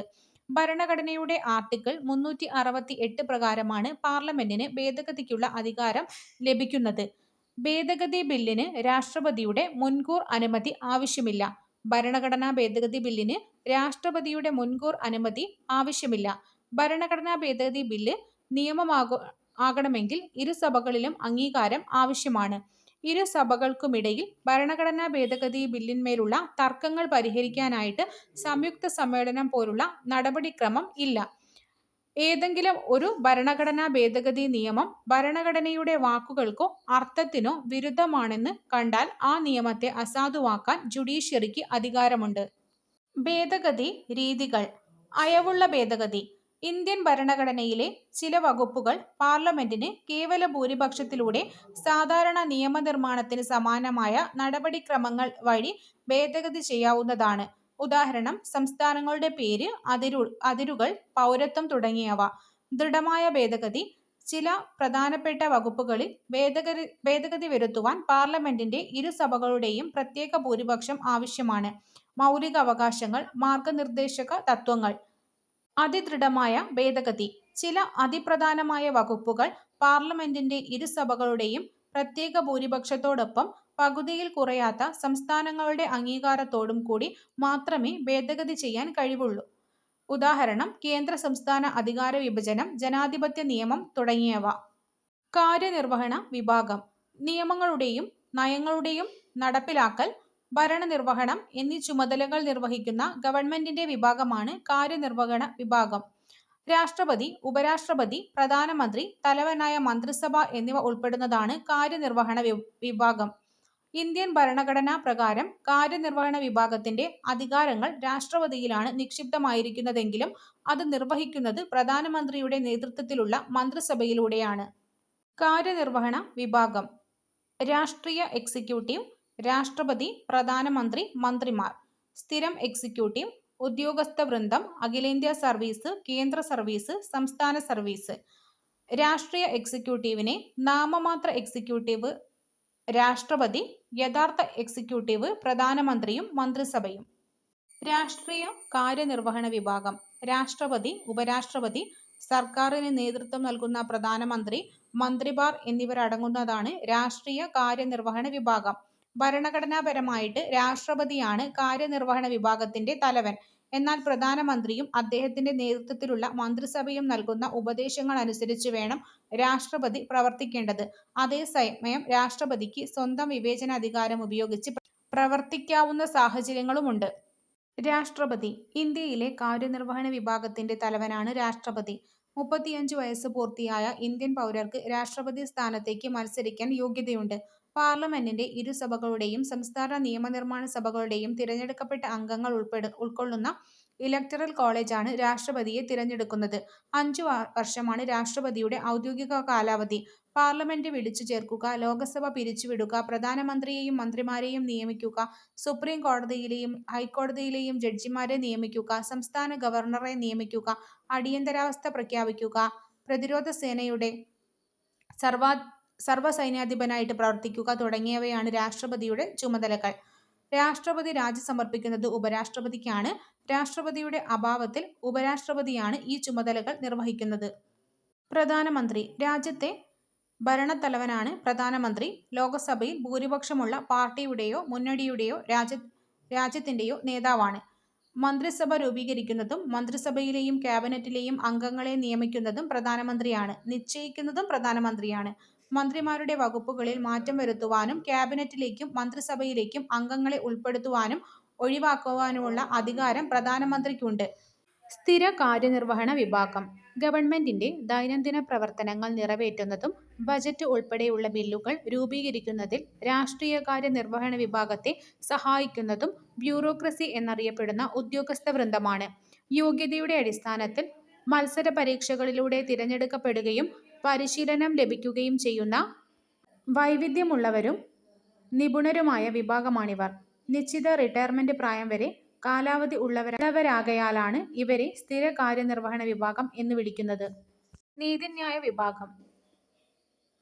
പൗരരുടെ അവകാശങ്ങൾ സംരക്ഷിക്കുന്നതോടൊപ്പം ഭരണഘടനാ മൂല്യങ്ങളും സംരക്ഷിക്കുന്നു. അതുകൊണ്ട് നീതിന്യായ വിഭാഗം ഭരണഘടനയുടെ കാവലാൾ എന്നറിയപ്പെടുന്നു. കാര്യക്ഷമമായ ജനാധിപത്യ വ്യവസ്ഥയ്ക്ക് സ്വതന്ത്രവും നിഷ്പക്ഷവുമായ നീതിന്യായ സംവിധാനം അനിവാര്യമാണ്. സുപ്രീം കോടതി. നമ്മുടെ പരമോന്നത നീതിപീഠമായ സുപ്രീം കോടതി നിലവിൽ വന്നത് 1950 ജനുവരി 28-നാണ്. ന്യൂഡൽഹിയാണ് ആസ്ഥാനം. സുപ്രീം കോടതി ജഡ്ജിമാരുടെ ഔദ്യോഗിക കാലാവധി 65 വയസ്സാണ്. ജഡ്ജിമാരെ കാലാവധിക്ക് മുൻപായി നീക്കം ചെയ്യുന്നതിനുള്ള അധികാരം പാർലമെന്റിൽ നിക്ഷിപ്തമാണ്. ചീഫ് ജസ്റ്റിസും മറ്റ് ജഡ്ജിമാരും സത്യപ്രതിജ്ഞ ചെയ്യുന്നതും രാജി സമർപ്പിക്കുന്നതും രാഷ്ട്രപതിക്ക് മുൻപാകെയാണ്. വിവിധ തരത്തിലുള്ള നിയമതർക്കങ്ങൾക്ക് പരിഹാരം നൽകുന്നതോടൊപ്പം സുപ്രീം കോടതി ജനങ്ങളുടെ പരമോന്നത വ്യാഖ്യാതാവായും മൗലികാവകാശങ്ങളുടെ സംരക്ഷകരായും നിലകൊള്ളുന്നു. സുപ്രീം കോടതിയുടെ അധികാരങ്ങൾ. ഉത്ഭവാധികാരം. സുപ്രീം കോടതിക്ക് മാത്രം പരിഹരിക്കാൻ കഴിയുന്ന ചില വിഷയങ്ങളാണ് ഉത്ഭവാധികാരങ്ങളുടെ പരിധിയിൽ വരുന്നത്. ഉദാഹരണം: കേന്ദ്ര സംസ്ഥാന തർക്കങ്ങൾ. അപ്പീൽ പരിഗണിക്കുവാനുള്ള അധികാരം. സുപ്രീം കോടതി ഏറ്റവും ഉയർന്ന അപ്പീൽ കോടതിയാണ്. അതുകൊണ്ടുതന്നെ രാജ്യത്തെ ഏതൊരു കീഴ്ക്കോടതിയുടെയും വിധിയിന്മേൽ വരുന്ന അപ്പീലുകൾ സ്വീകരിക്കുവാനുള്ള അധികാരം സുപ്രീം കോടതിക്കുണ്ട്. ഉപദേശക അധികാരം. രാഷ്ട്രപതി ആവശ്യപ്പെടുന്ന ഏതൊരു വിഷയത്തെ സംബന്ധിച്ചും നിയമോപദേശം നൽകുവാൻ സുപ്രീം കോടതിക്ക് ഭരണഘടനാപരമായ ബാധ്യതയുണ്ട്. റിട്ട് അധികാരം. മൗലികാവകാശങ്ങൾ ലംഘിക്കപ്പെടുമ്പോൾ അവയുടെ സംരക്ഷണാർത്ഥം റിട്ടുകളുടെ രൂപത്തിൽ പ്രത്യേക ഉത്തരവുകൾ പുറപ്പെടുവിപ്പിക്കാൻ സുപ്രീം കോടതിക്ക് അധികാരമുണ്ട്. തിരഞ്ഞെടുപ്പ് കമ്മീഷന്റെ ആസ്ഥാനം ന്യൂഡൽഹി. ജനാധിപത്യ ഭരണക്രമത്തിൽ തിരഞ്ഞെടുപ്പുകൾ നിർണായക പങ്കുണ്ട്. ജനാധിപത്യ ഭരണ സംവിധാനത്തിൽ ജനപ്രതിനിധികളും ഭരണാധികാരികളും അധികാരത്തിലെത്തുന്നത് തിരഞ്ഞെടുപ്പുകളിലൂടെയാണ്. അതുകൊണ്ടുതന്നെ നീതിപൂർവവും നിഷ്പക്ഷവുമായ തിരഞ്ഞെടുപ്പ് ഉറപ്പുവരുത്തുന്നതിന് സ്വതന്ത്രവും ആധികാരികവുമായ ഒരു സംവിധാനം അനിവാര്യമാണ്. ഇന്ത്യയിൽ ഈ ഉത്തരവാദിത്വം നിർവഹിക്കുന്ന ഭരണഘടനാ സ്ഥാപനമാണ് തിരഞ്ഞെടുപ്പ് കമ്മീഷൻ. ഭരണഘടനയുടെ ആർട്ടിക്കിൾ 324 പ്രകാരം 1950 ജനുവരി 25-നാണ് ഇന്ത്യൻ തിരഞ്ഞെടുപ്പ് കമ്മീഷൻ നിലവിൽ വന്നത്. തിരഞ്ഞെടുപ്പ് കമ്മീഷണറും 2 കമ്മീഷണർമാരും ചേർന്നതാണ് നിലവിലെ തിരഞ്ഞെടുപ്പ് കമ്മീഷൻ. രാഷ്ട്രപതിയാണ് ഇവരെ നിയമിക്കുന്നത്. 6 വർഷമോ 65 വയസ്സോ ആണ് കാലാവധി. Electronic voting machine. ലോകത്തിലെ ഏറ്റവും വലിയ ജനാധിപത്യ പ്രക്രിയയാണ് ഇന്ത്യയിലെ തിരഞ്ഞെടുപ്പ്. തിരഞ്ഞെടുപ്പ് പ്രക്രിയ കൂടുതൽ സുതാര്യമാക്കുന്നതിനും തിരഞ്ഞെടുപ്പ് കുറ്റകൃത്യങ്ങൾ തടയുന്നതിനും തിരഞ്ഞെടുപ്പ് കമ്മീഷൻ നടപ്പിലാക്കിയ സംവിധാനമാണ് ഇലക്ട്രോണിക് വോട്ടിംഗ് മെഷീൻ. 1982 കേരളത്തിലെ പറവൂർ നിയമസഭാ മണ്ഡലത്തിലേക്കുള്ള ഉപതെരഞ്ഞെടുപ്പിലാണ് ആദ്യമായിട്ട് ഇലക്ട്രോണിക് വോട്ടിംഗ് മെഷീൻ പരീക്ഷിച്ചത്. 2004 പാർലമെന്റ് തിരഞ്ഞെടുപ്പിൽ 543 മണ്ഡലങ്ങളിലും EVM ഉപയോഗിച്ചു. Electronic voting machine control unit, ballot unit എന്നീ 2 യൂണിറ്റുകളാണുള്ളത്. സുതാര്യത ഉറപ്പുവരുത്തുന്നതിനായി voter verified paper audit trail സംവിധാനവും ഉൾപ്പെടുത്തിയിട്ടുണ്ട്. തിരഞ്ഞെടുപ്പ് പ്രക്രിയയുടെ വേഗത വർദ്ധിപ്പിക്കുന്നതിനും ഫലപ്രഖ്യാപനം വേഗത്തിലാക്കുവാനും തിരഞ്ഞെടുപ്പ് ചിലവുകൾ കുറയ്ക്കുവാനും ഇലക്ട്രോണിക് വോട്ടിംഗ് മെഷീൻ സഹായിക്കുന്നു. തിരഞ്ഞെടുപ്പ് കമ്മീഷൻ ചുമതലകൾ: വോട്ടർ പട്ടിക തയ്യാറാക്കൽ, തിരിച്ചറിയൽ കാർഡ് ലഭ്യമാക്കൽ. രാഷ്ട്രപതി, ഉപരാഷ്ട്രപതി, ലോക്സഭ, രാജ്യസഭ, സംസ്ഥാന നിയമസഭാ അംഗങ്ങൾ എന്നിവരുടെ തിരഞ്ഞെടുപ്പിന് മേൽനോട്ടം, നടത്തിപ്പ്, നിയന്ത്രണം. പെരുമാറ്റച്ചട്ടങ്ങളുടെ പ്രഖ്യാപനം, നടപ്പിലാക്കൽ. രാഷ്ട്രീയ പാർട്ടികൾക്ക് അംഗീകാരം നൽകലും ചിഹ്നം അനുവദിക്കലും. തിരഞ്ഞെടുപ്പ് വിജ്ഞാപനം പുറപ്പെടുവിക്കൽ, നാമനിർദ്ദേശ പത്രിക സ്വീകരിക്കൽ, സൂക്ഷ്മ പരിശോധന, നാമനിർദ്ദേശ പത്രിക അംഗീകരിക്കൽ, സ്ഥാനാർത്ഥി പട്ടിക പ്രസിദ്ധീകരിക്കൽ.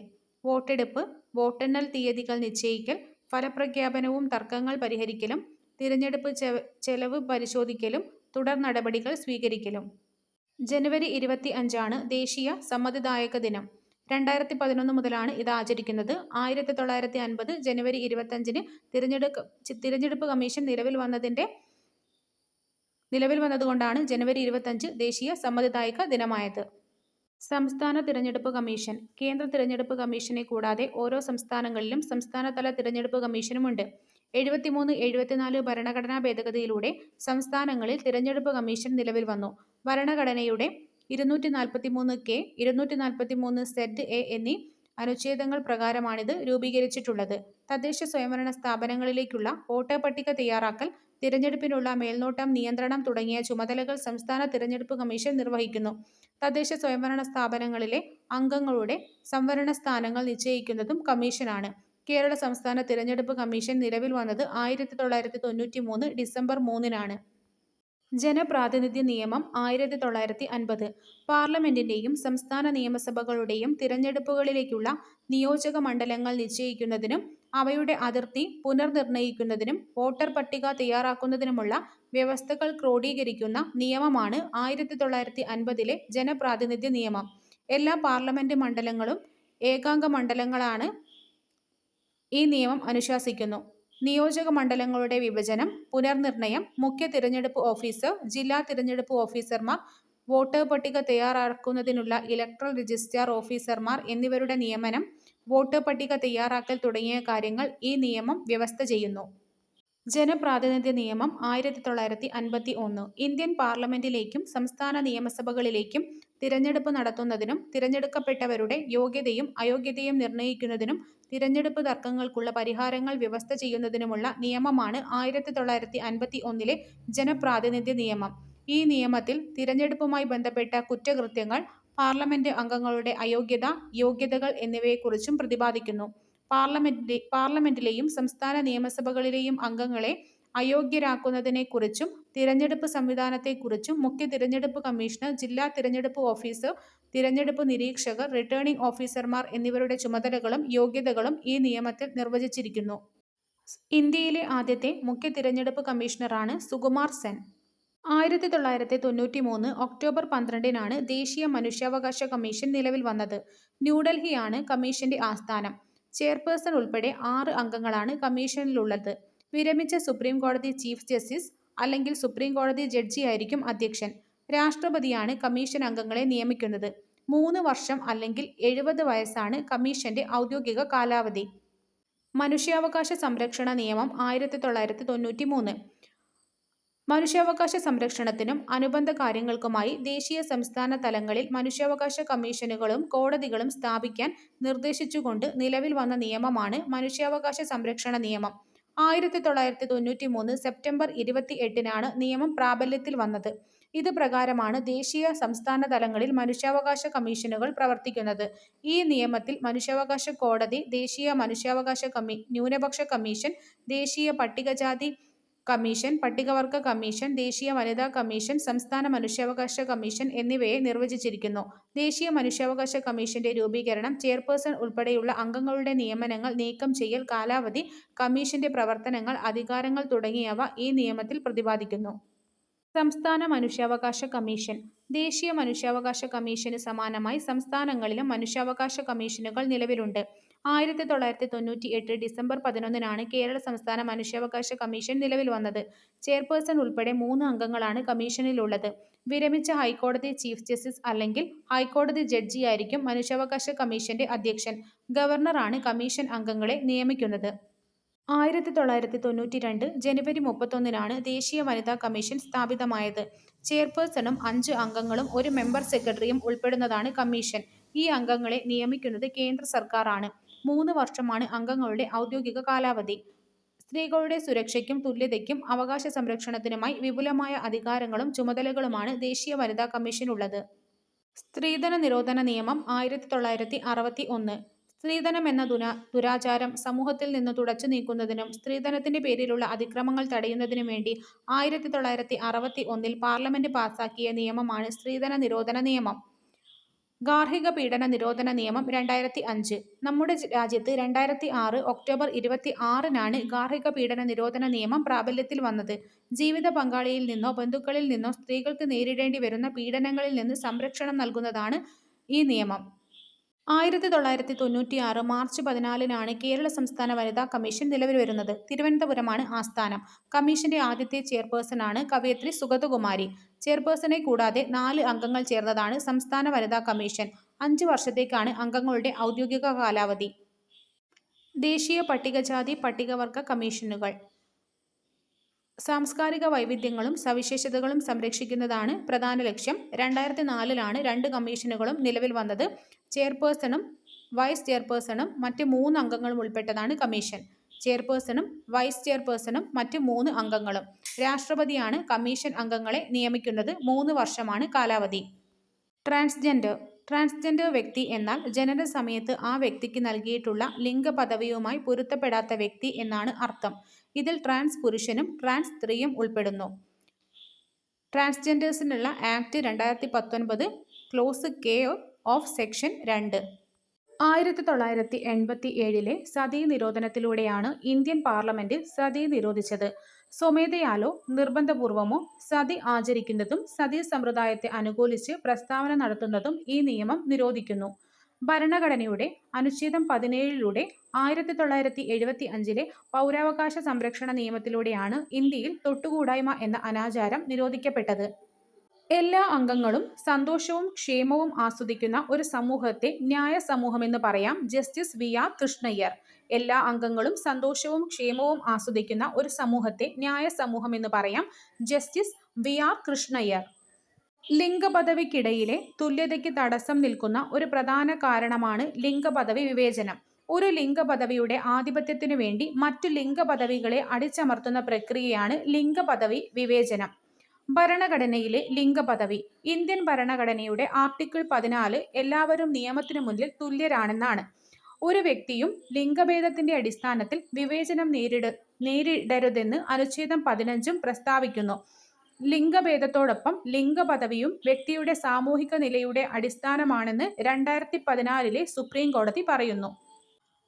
നെൽസ വേഴ്സസ് യൂണിയൻ ഓഫ് ഇന്ത്യ വിധിന്യായത്തിലൂടെയാണ് സുപ്രീം കോടതി ഇങ്ങനെ വ്യാഖ്യാനിച്ചത്.